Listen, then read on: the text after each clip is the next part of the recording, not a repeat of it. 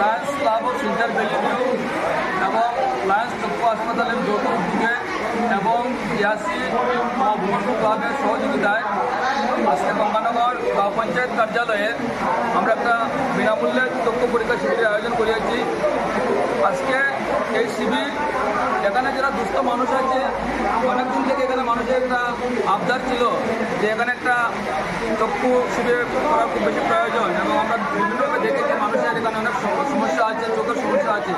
তো আজকে Lions club একটা মিশন নিয়ে কাজ করছে যে অন্তত নিবারণের জন্য আমরা কাচার তথা বরাকগুলি বিভিন্ন জায়গায় সময়ে সময়ে প্রত্যন্ত অঞ্চলে গিয়ে এভাবে চক্ষু শিবির করে থাকি, এবং সেখানে আমরা সম্পূর্ণ বিনামূল্যে যাদের চোখের ছানি শনাক্তকরণ হয় ওনাদেরকে সম্পূর্ণ বিনামূল্যে সেন্টারে নিয়ে লায়ন্স চক্ষু হাসপাতালে অপারেশন করানো হয়।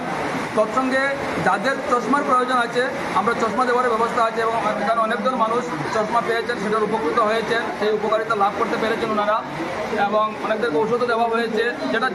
যেটার প্রয়োজন আছে সেগুলো আমরা প্রতিনিধিত্ব দিয়ে যাচ্ছি।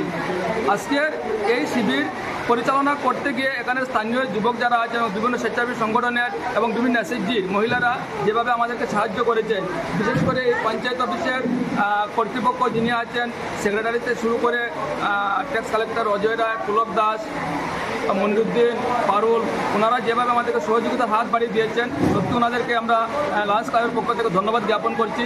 এবং এখানে খুব শান্তি শৃঙ্খলা বজায় রেখে এখানের মানুষ ওনারা ওনাদের চক্ষু পরীক্ষা করিয়েছেন, এবং আমরা প্রয়োজনে যেটা ব্যবস্থা যে আছে সেটা ব্যবস্থা করে দিয়েছি। ধন্যবাদ। লায়ন্স ক্লাব অফ সেন্টার বেলিভিউর উদ্যোগে এবং লায়ন্স চক্ষু হাসপাতালের সহযোগিতায় আজকে আমরাগড় অঞ্চলের বৃহত্তর আমরাগড় এলাকা নিয়ে আমাদের শিবিরটি করেছি। আমরা ভালো সাড়া পেয়েছি।